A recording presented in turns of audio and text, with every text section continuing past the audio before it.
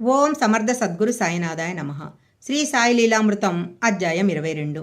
సుమారు 9 గంటల ప్రాంతంలో బాబా ఎడమ భుజానికి 4 మడతలు వేసిన గుడ్డను జోలిగా కట్టుకొని కుడి చేతిలో రేకు డబ్బా తీసుకొని నిత్యము ఆ 5 ఇళ్ల వద్ద మాత్రమే భిక్ష తీసుకునేవారు. ద్రవ పదార్థాలు డబ్బాలోనూ, రొట్టెల వంటి ఘనపదార్థాలు జోలెలోనూ వేయించుకునేవారు. ఆ 5 ఇళ్లలో బయాజాబాయి ఇల్లు ఒకటి. బాబా కేకవయ్యగానే ఆ తల్లి పనులన్నీ ఆపేసి ఆయనను ఆహ్వానించి ఆయన ఎదుటనే కూర్చునేది. అప్పుడు 7-8 సంవత్సరాల వయసు గల ఆమె కొడుకు తాచ ఆయన భుజాలపైన ఎక్కడమో, ఆయన ఒడిలో పొర్లటమో చేసేవాడు. ఆమె అతనిని కసిరినా, ఆమె ముఖంలో ఏమాత్రం చికాకు వ్యక్తమైనా బాబా, ఎందుకమ్మా వాణ్ణి కోప్పడతావు, వాడి ఇష్టం వచ్చినట్లు చెయ్యనివ్వు అనేవారు. ఇలా భిక్ష తీసుకొని మసీదు చేరగానే బాబా ఒక రొట్టె, కొద్దిగా అన్నము దునికి ఆహుతిగా వేసి మిగిలినవన్నీ ఒక మట్టబొచ్చెలో మూతపెట్టకుండా ఉంచేవారు. మొదటి రోజుల్లో కుక్కలు, పిల్లులు, భిక్షగాళ్ళు, సేవకులు దాని నుంచి తమకు కావలసినంత తీసుకునేవారు. ఆయన ఏ ప్రాణిని అసహించుకొని వెళ్ళగొట్టేవారు కాదు. చివరకు మిగిలినవన్నీ రుచి వీక్షణ లేకుండా కలిపి కొన్ని ముద్దలు మాత్రం తినేవారు. హిందూ ధర్మశాస్త్రం ప్రకారము బాబా వైష్ణవ బ్రహ్మచారి. అందుకే తమ గురువు దేహంతో ఉన్నంతకాలము వారి చెంతనే ఉండి సేవ చేశారు. వారు పరమపదించాక వారు ప్రతిరూపంగా నిరతాగ్నిహోత్రం నిర్వహించారు.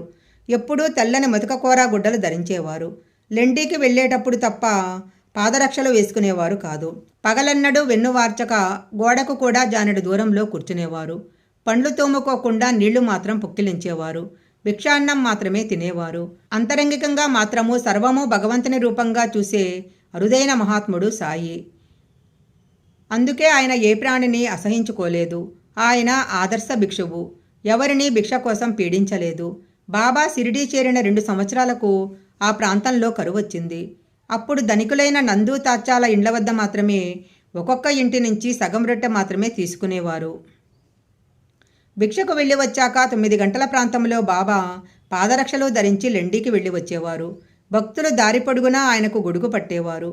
అప్పుడు తీసిన ఫోటోలో ఆయనకు ఎడమవైపున బూటి, కుడివైపున నిమోన్కర్, గొడుగు పట్టుకొని బాగోజీ ఉన్నారు. వీరందరినీ లెండితోపు బయట విడిచి అబ్దుల్లాతో కలిసి లెండిలో కొంతసేపు గడిపి వచ్చేవారు.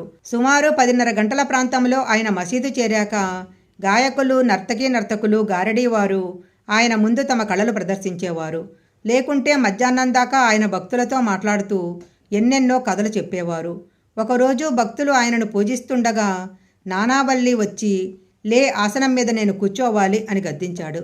సాయి ఎంతో నిర్లిప్తంగా లేచారు.